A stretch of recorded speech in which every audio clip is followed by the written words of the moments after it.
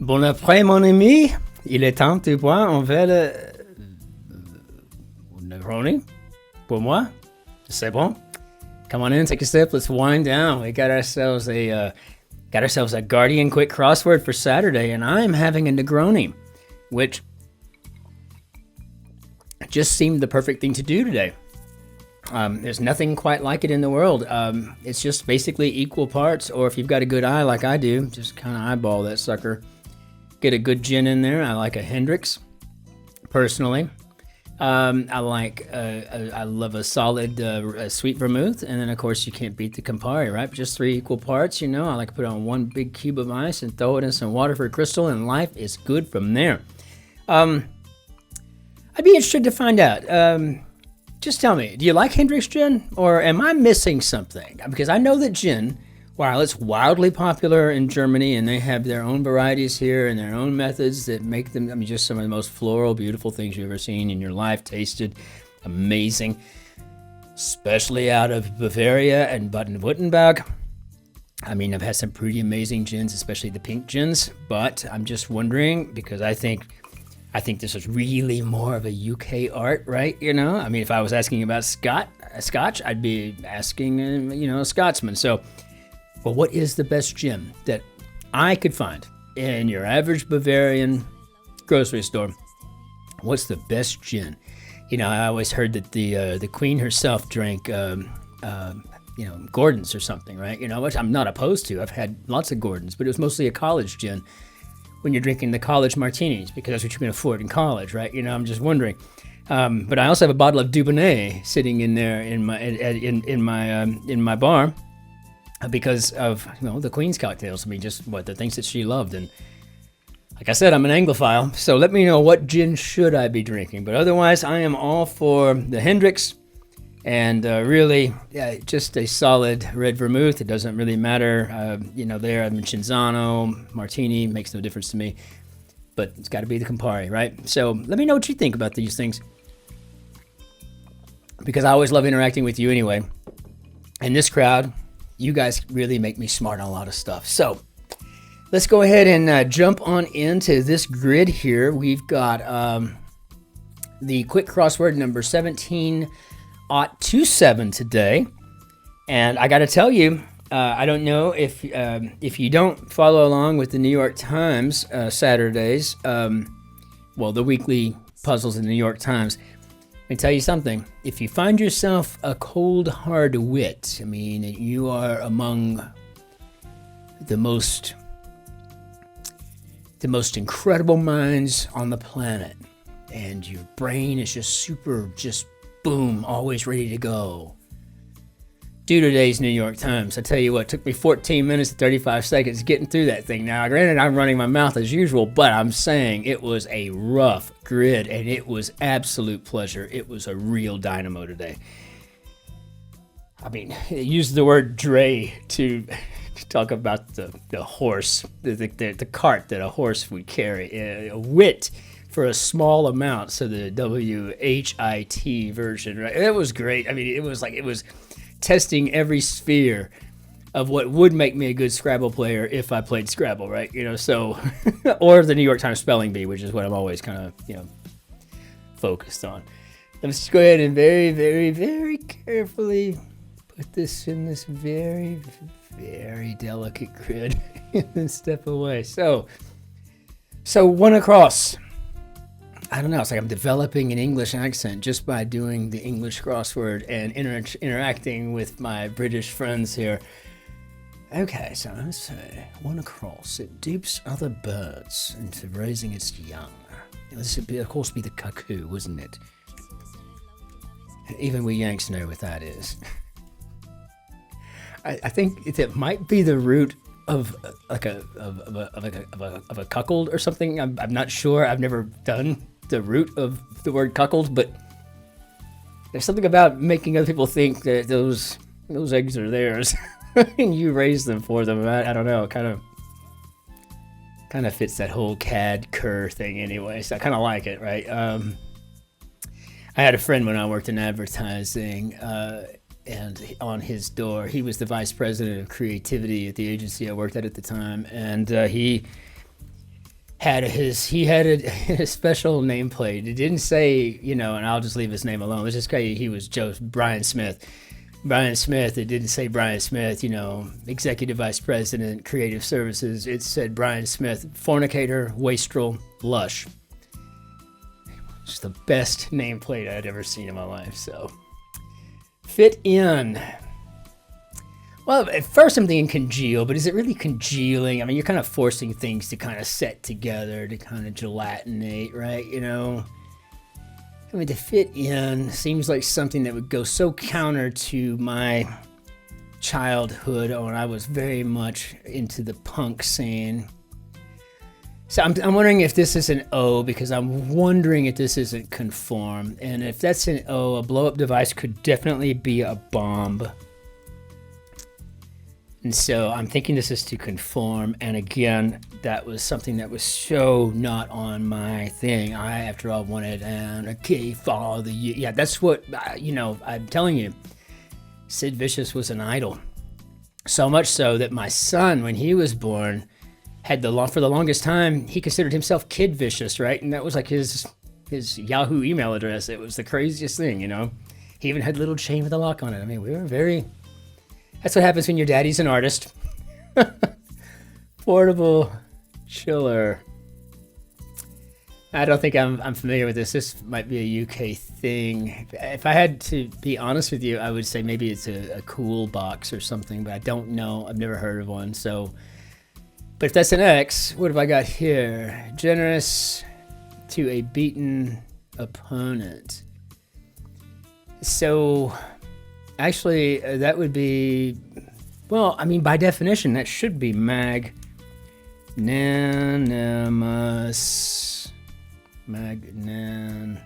Can't do this crosswords grid. Magnanimous. Okay.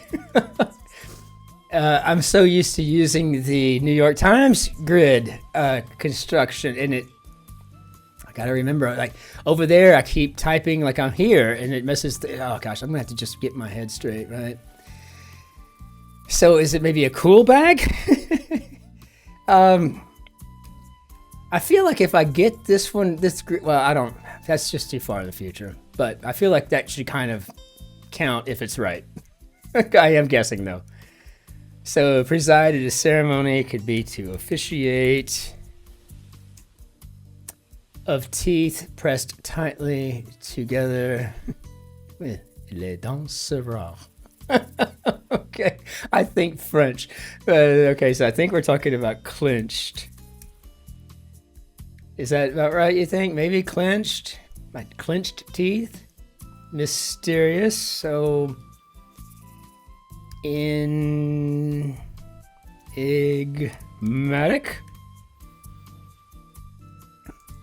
I used to be a great speller. I always played the spell. I was always the champion of the spelling bee in school growing up. But I think I've fallen victim to the devices, and the spelling stuff for me. Against the current. Well, I thought that was what we talked about at one down, and conformity versus non-conformity. Bullet which expands on impact. I should have another sip of Negroni, clearly. That'll clear that stutter up. So, bullet which expands on impact is typically known as a dum-dum. One of the most horrible things we've invented as humans, but we do find ways to more efficiently kill each other, don't we? Seems so bizarre in so many ways. So that U from dum-dum, which I feel very confident in since I happen to know something about, ballistics, I would say this must be upstream. So, now what I've got? Run off.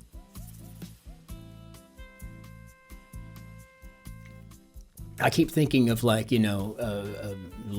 and water, going over, but I think it could be talking about to actually leave with something that you're maybe not supposed to. So I'm going to go with abscond on this one.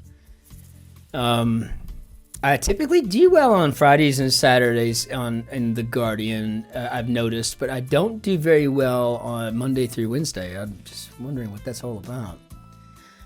Whatchamacallit. So this must be a very British thing, because I guarantee you it's close to what I would call something as a Yank. I would call something maybe a doohickey, or I'd call it a whatchamacallit. Maybe a thingamajig. I don't know if y'all use doohickeys or thingamajigs there. I've spent a lot of time up in the UK, but I'm telling you, you can't pick up everything in every conversation. Bucolic, yeah, it seems like bucolic is such a much nicer way to describe rural. Miniature copy would be a model, and as a matter of fact, I just bought a model airplane of the 747-800, and it's a Lufthansa one, and it's a 1:35, and now I realize that I don't have an airbrush compressor here in Germany that is 220. My airbrush is 110, and it's in storage back in the States, so I'm gonna have to find one. And being pretty eco-conscious, I gotta find one on like Marketplace or something. I try to recycle, as much as I can, right? But, I have no idea. So we're gonna go ahead and just say, I'm gonna get punched in the face yet again. Yank gets slapped. You can all just get your laughs in now. Yeah, Yank's getting slapped. Have no idea what that is. There may be more to come. We'll find out. Democratically defeat. Gosh, what a sour subject. Poker players revealing habit, and that is the tell. I do not play poker, but I've been slowly learning about it because I happen to believe deep down inside that I have the kind of brain that would do pretty well with that game. So I've decided I'm going to take a couple of years, just kind of learn it, figure out what's going on, then slowly sit in, and then next thing you know, maybe I'll be playing in Vegas for millions, or I'll realize after I've lost or X amount of quid, right? That, okay, this isn't for me, right? So a street or a radio. And we got 3 and 3, so I'm assuming this is a two-way. Very cool. So democratically defeat. I don't know. Maybe it's outvote. I don't know. Skin complaint. In almost every crossword in the States is going to be acne, but here clearly we're so advanced, we're going to probably go with eczema, right? So I think this is outvote. And when it happens, it happens. You just accept it and you move on. Dried fruit. And,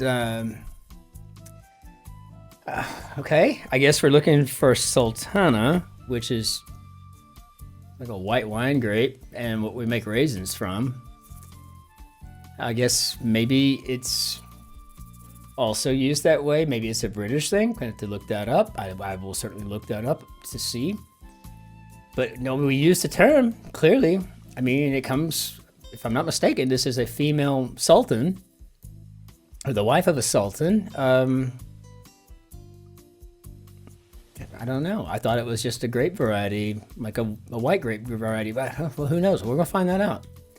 So Walter Blank, U.S. film and theater actor, died in 2000. I'll never forget the day he did. Walter Matthau made everything about our...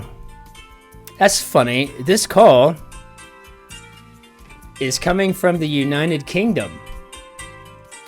Is that one of you telling me to go back and change an answer? Who's calling me from the UK? Especially unlisted. I have no idea. But just so you know, full transparency. And they didn't leave a message, so I got a text message in response. So great. Good on that, huh? Mixture of pancakes and Yorkshire puddings.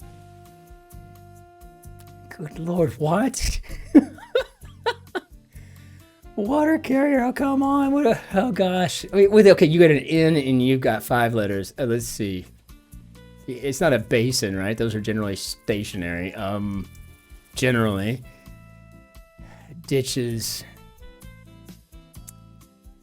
Well, I mean, it could be dumps. So I guess a water carrier could be no idea.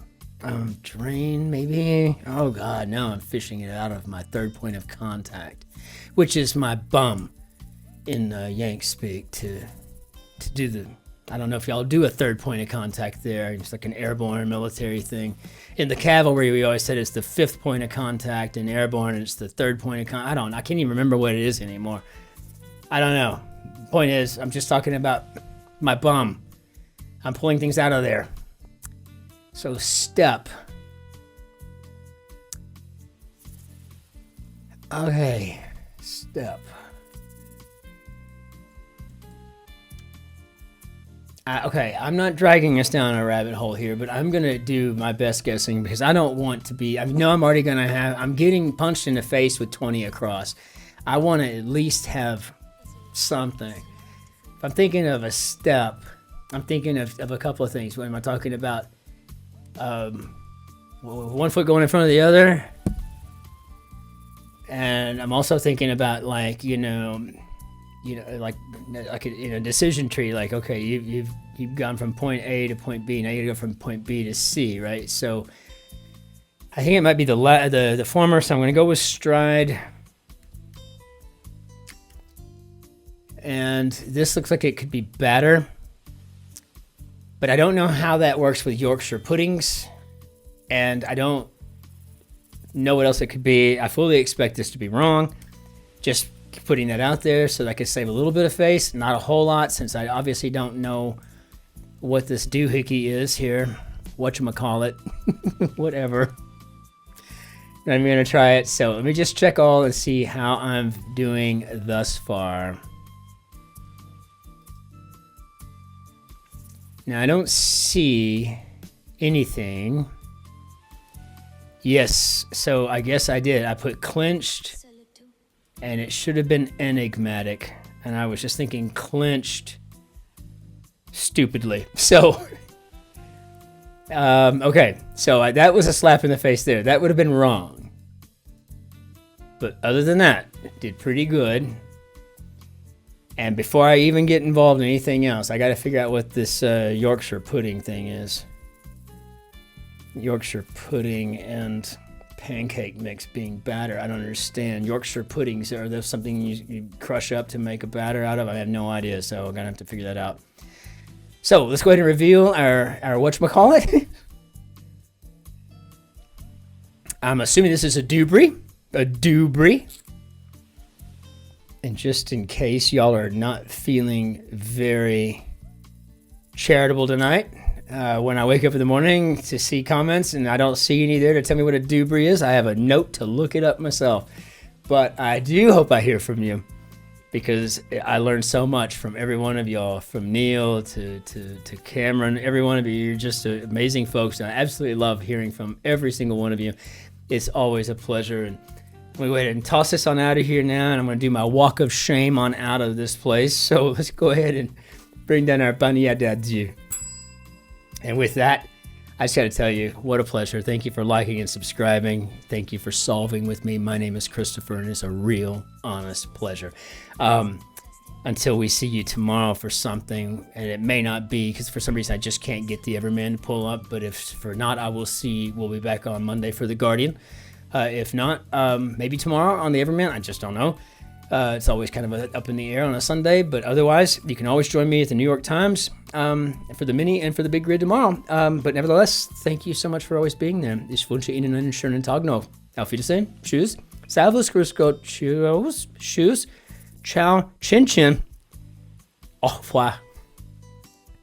Be great to yourselves, be super to your neighbors, and be especially kind to the fellow behind you in the queue. Cheers.